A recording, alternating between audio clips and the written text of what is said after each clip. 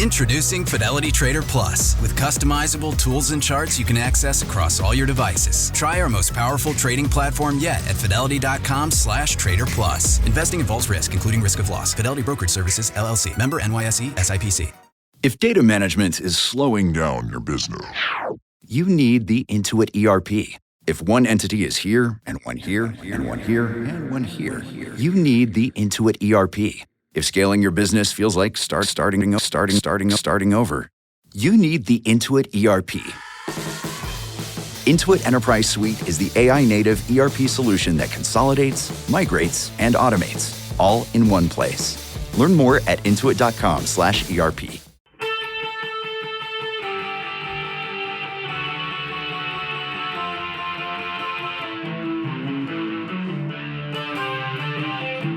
This is the Daily Blast from the New Republic, produced and presented by the DSR Network.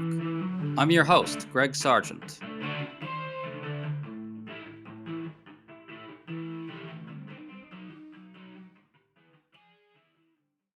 Republican senators are privately very upset with Donald Trump and MAGA.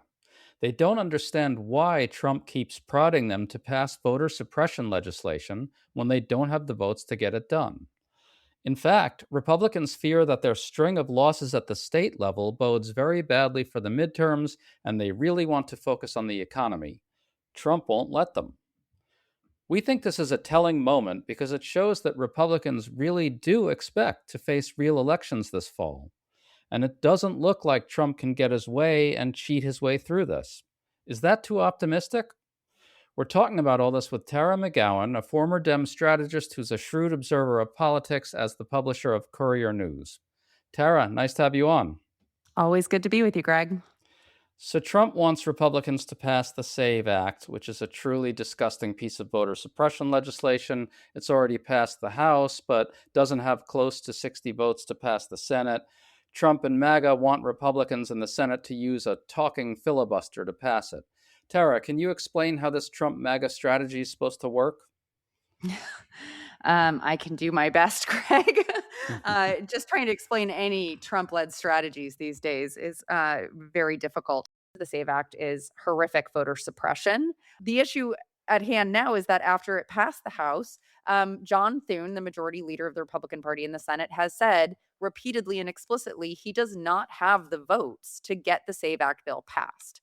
That is making the president and the administration increasingly desperate, and they are calling first to get rid of the filibuster. That is not to get rid of that procedural motion. Thune has always stood against that. This is not the first time Trump has called for that to try to get his agenda passed by a Republican-only line vote and majority. And so now what's happening, and this gets a little convoluted, but basically there is another procedural option to have to get around the 60 vote threshold with a talking filibuster, which would require Democrats to hold the floor, as we have seen occasionally and recently in other situations. But they would need to hold the floor to debate this bill and talk about their opposition to the bill. But they essentially have to hold the floor. And when they cease holding the floor of the chamber, then the majority party can bring the measure to a vote and pass it on a simple majority instead of requiring that 60 vote threshold. That's how I understand it.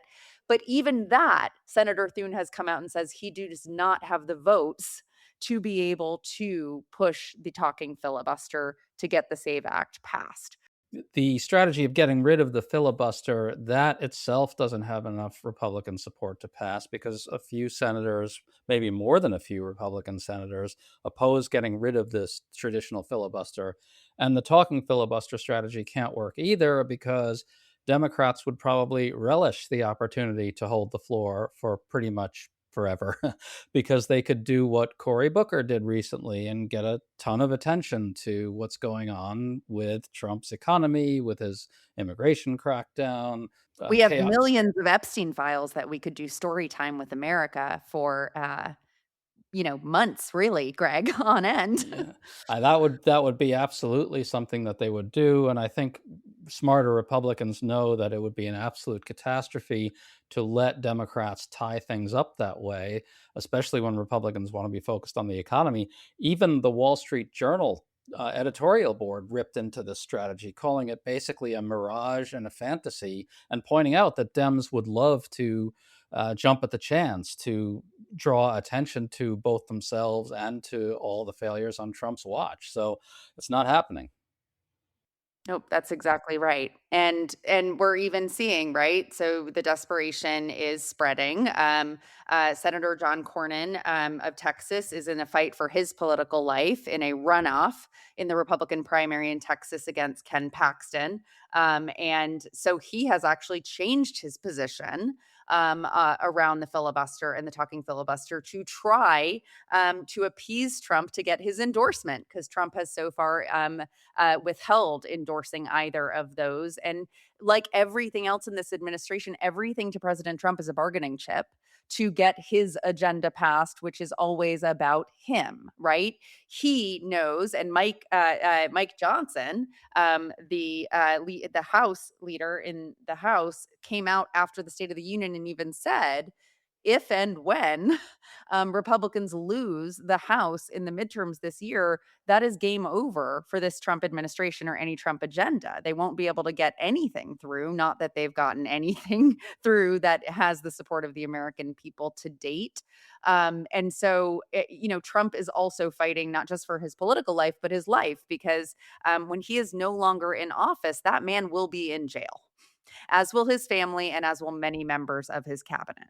I wish I had the same sort of confidence you do, but I mean, he's not going to go easily, Greg. Let's be honest. Well, okay. Let me just switch gears here. Punchbowl News had this striking report. It says that GOP senators are, quote unquote, incensed with Trump and MAGA for pressuring them to do this. They're shocked that Trump and MAGA are demanding that they do something unworkable. Some of them are blaming social media disinformation for this, according to Punchbowl. Tara, this is funny because Republicans created this Trump MAGA disinformation monster.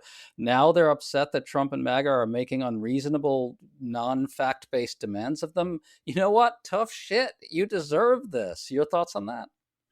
Yeah, they chose this leader. They have stood by him unconditionally, unequivocally, through the horrors and disastrous impacts that this administration has had on our economy, on the lives and well-being of Americans. 15 million Americans stand to lose their health care under the billions of dollars cut from healthcare that were then given to fund the Department of Homeland Security under Kristi Noem, of which she spent $220 million on an ad for herself, which got her fired last week. Amen to that. But also has funded, thugs, masked thugs that have publicly executed 2 Americans since this House, went into session for exercising their constitutional rights in broad daylight. Truly, these tariffs have hurt the economy and our alliances abroad. Cost of living has only gone up. It was a huge promise of Trump and his campaign that would be a priority for them, as was releasing the Epstein files. They have bait and switched on every single promise made. And instead now we're in $1 billion a day war in Iran that no Americans want and that Congress did not approve. That is now increasing gas prices that could skyrocket to $5 a gallon on top of how Americans are already feeling squeezed. So, of course, Republicans are panicking. And I really appreciate what you said at the very top of this program, which is that them panicking publicly is actually a very good sign, because I think all of us paying close attention, our worst fear is that they do not allow free and fair elections or elections at all in the midterms, because they know that they will get a shellacking, to quote President Obama from 2010. And so this is the situation they're in. I think it's so important because we all need to be pre-bunking this to the American people, right? To make it very clear what they're trying and that their desperation out of this administration, because the writing is on the wall. To stay up to date on all the news that you need to know, there's no better place than right here on the DSR Network. And there's no better way to enjoy the DSR Network than by becoming a member. Members enjoy an ad-free listening experience, access to our Discord community, exclusive content, early episode access, and more.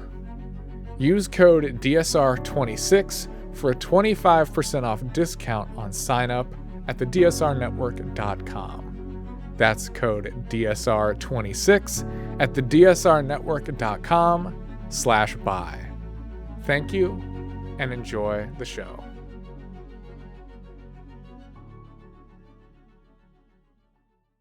This episode is brought to you by Cologuard. Do you know what's really scary? Not screening for colon cancer when you turn 45. The Cologuard test is non-invasive, requires no special prep or time off work, and ships right to your door. In just 3 simple steps, Cologuard takes the scare out of colon cancer screening. If you're 45 or older and at average risk, ask your healthcare provider about the Cologuard test. Cologuard is available by prescription only. Learn more or request a prescription today at Cologuard.com/screen.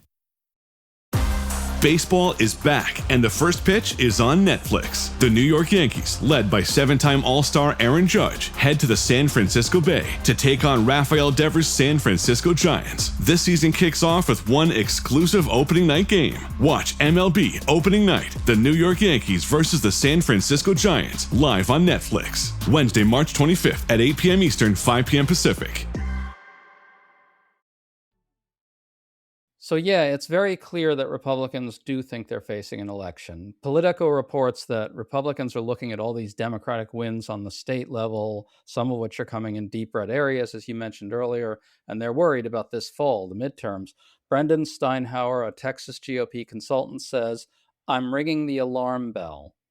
Another senior GOP operative tells Politico that all these state-level races are showing that Republicans aren't turning out the low-info voters who put Trump over the top in 2024. This operative says, "How do we turn out these Republican voters in a midterm election?" Tara, that does seem like the story right now. It's a double whammy. First, midterms usually are driven by high engagement voters to start with, which is not great for Republicans. Second, in the Trump era, Republicans are particularly reliant on the low info voters who turn out for Trump and no one else. Is that about the size of it? No, all we have to do is look at the Texas primaries last week, where we saw a ton of defection from from Republican voters, from voting in their own primaries to voting in Democratic primaries in protest of Trump and the administration and the GOP-led agenda. And of course, we're seeing that in races across the country. So they are going to struggle with enthusiasm. They already are, with turnout and with defection, because you cannot create the swings that we're seeing to Democratic candidates without Trump voters switching sides. It is not just an increase in turnout among Democrats or independents. Yeah, and you mentioned at the top of this that you think that the Senate could go to Democrats. I mean, it looks like a very tough map to me. Even so, the House, certainly Democrats are favored, though I wouldn't say that it's a sure thing by any means. But yes, Democrats favored. I think the Senate's a tough road still. Are you more optimistic? I'd love to hear why. I am more optimistic than you today, Greg. That's not always the case. Yeah, no, I think that honestly everything is on the map in this country. I truly do believe it. And that's based on a lot of data from the special elections, from the turnout numbers that we saw, and in large part, it's because Democrats really suffered in 2024 because millions and millions of Americans who voted for Democrats and for Biden in 2020 sat home in 24. These folks are not sitting home, and we are peeling off folks because they are vehemently opposed to parts of this administration's agenda. They do not want Americans killed in the street by masked thugs who work for the federal government. They do not want the economy to tank even worse than it was. They like this. It's so everything is on the surface right now and being felt very viscerally by the American people. Also, we have to always be talking about the Epstein files. That is such a powerful wedge. There are people who voted for Trump 3 times in a row who will not vote for Trump or the Republican Party because of how they have mishandled the release of the files and the lack of accountability. It really is very powerful. So they've created their own perfect storm, and they know that there is no way out of it. And I am optimistic about the Senate for the same reason. We have enormous opportunities because there is an incredible bench of Democrats running and contesting Republicans in open seats across the country in Senate races, including in states like Alaska and Ohio. right? And I think that these folks would have, been living on a prayer in an ordinary midterm election season, but now actually have a very viable shot.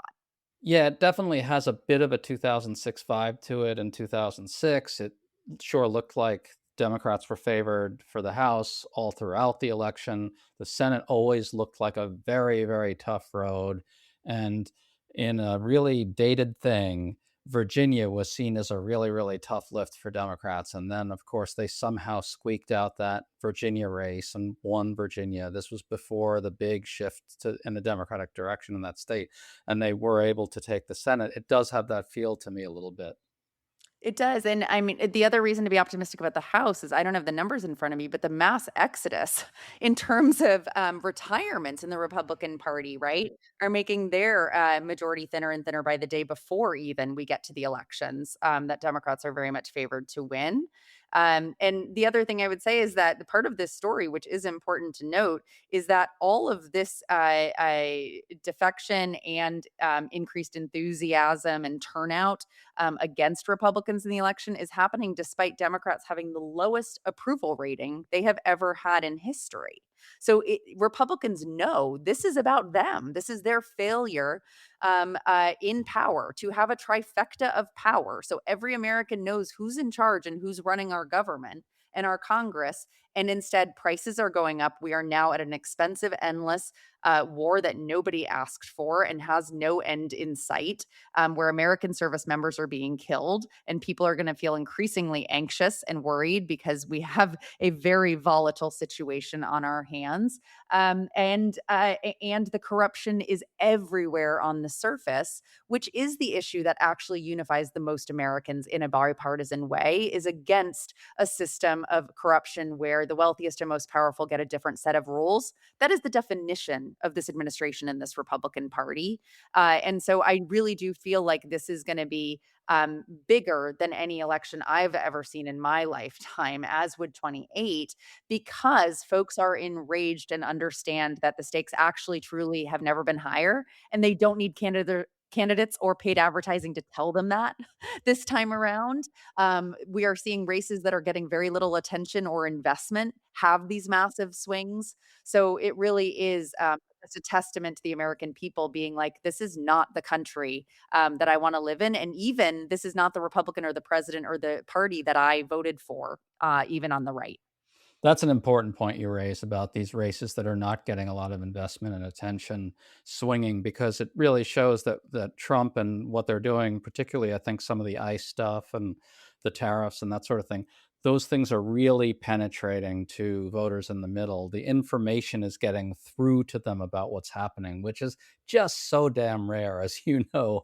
I want to address the point you made about Democrats having like their lowest approval rating ever. I think we should be sensitive to that point. And, there are a number of critics out there, kind of centrist liberal types, who point out this problem a lot. And I think it's fair enough, right? We have to worry about the Democratic approval rating. There is a way to understand why things are happening the way they are in spite of that, though. And I think it's this. As you say, point one, everything is about Trump. He just sucks up everything and he's deeply unpopular. But point number two is that in a situation like that, if you have good Democratic candidates, individual candidates running in some of these races, you can get voters to give those individuals a second look and take them seriously, regardless of what they think about the national party at a time like this. What do you think of that? Is that what's going on? I mean, yes, my hope is that because we've seen this before where Democrats have won despite themselves, pretty much every election, honestly, that they won after 2016. And the error of their ways was that they didn't believe that they won despite themselves. And they believed that they had a mandate over one sort of approach or another. And that wasn't actually the case. And so my hope coming out of this is that this really does allow for a very diverse group of Democrats to win because it isn't everybody rowing in one same direction or with one set of talking points, right? That can tend to happen in a presidential like 2024. And what needs to happen then is once they take office, they need to produce results based on the demands and the fears of the American people. All right, just to wrap this up, I think a lot of liberals and Democrats tend to look at Trump's demand for passage of the SAVE Act, and they simply assume he's going to get his way because they just assume, he'll be able to hold power forever, no matter what. But I wonder if that ultimately surrenders too much power to him, like we can't demobilize ourselves. Oh gosh, no, but I don't even think that's a real risk, Greg, because what we're seeing again in all of these elections and special elections is that the American people are outraged and they are voting because of it. And that's a good sign and one that I think will only build the closer and closer we get to November. I agree on that point 100%. Tara McGowan, great to talk to you. Thanks so much for coming on. It's getting very interesting. It sure is. Thanks, Greg.